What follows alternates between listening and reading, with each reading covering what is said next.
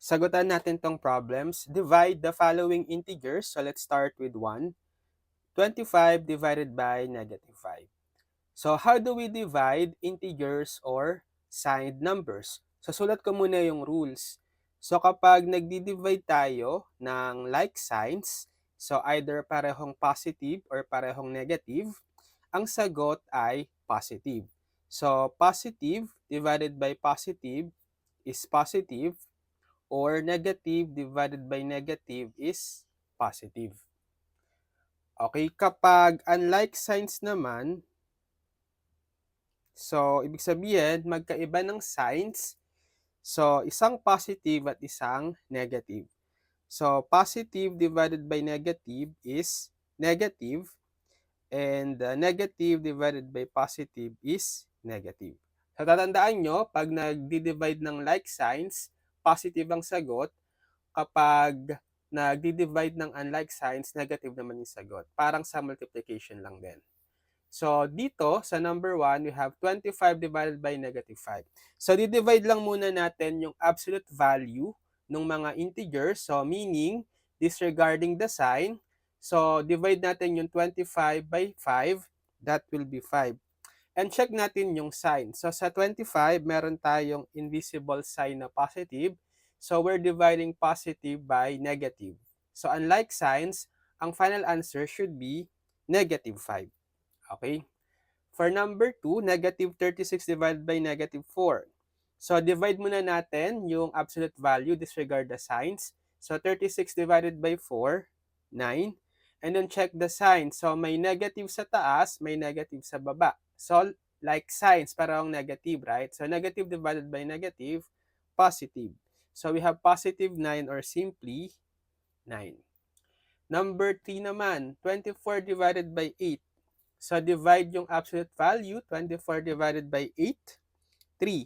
So pareho silang positive, right? Positive 24 and positive 8. So dividing like signs. So positive divided by positive, positive. So the final answer should be positive 3, or simply 3. Next, number 4, -15 divided by 3.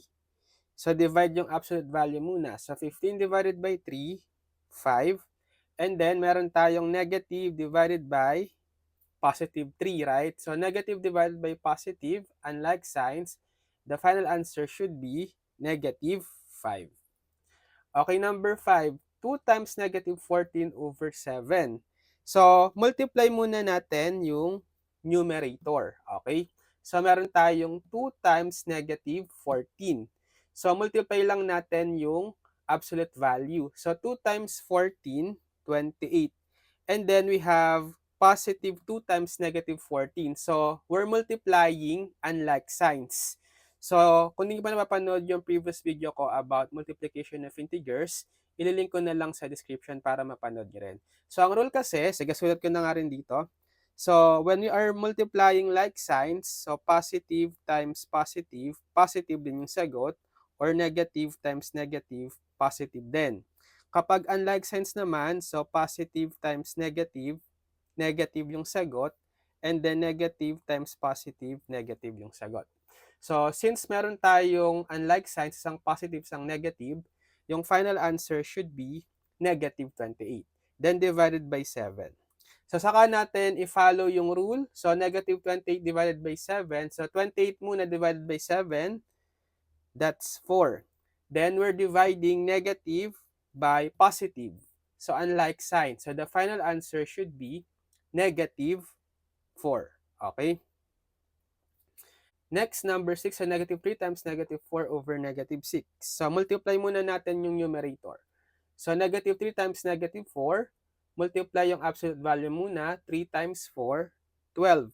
So, we're multiplying same signs, parehong negative. So, negative times negative, positive. So, we have positive 12 divided by -6. So, following division rule, so positive 12 divided by -6. So, 12 divided by 6 muna, that's 2. Then, we're dividing unlike signs, positive divided by negative, negative. So the final answer should be -2. Number 7, 5 times -2 times -3 over -6 times -1. So, multiply muna natin yung numerator. So, 5 times negative 2, that's 10. Pero we're multiplying unlike signs, positive times negative. So, this should be negative 10 times negative 3. Okay? Yung baba, multiply na rin natin muna. So, negative 6 times negative 1. So, 6 times 1, 6. We're multiplying like signs, negative times negative. So, the final answer should be positive 6. So, multiply pa natin yung numerator. Negative 10 times negative 3. So, 10 times 3 muna, 30. So, we're multiplying like signs para hong negative. Negative times negative should be positive 30. Then, divided by positive 6. So, divide yung absolute value. 30 divided by 6, 5. So, we're dividing like signs para hong positive. So, positive divided by positive. The final answer should be positive. Positive 5 or simply 5. Okay? So, sige kayo naman, try nyong sagutan itong problem. So, negative 4 times 6 divided by negative 3 times 2. And just comment your answers.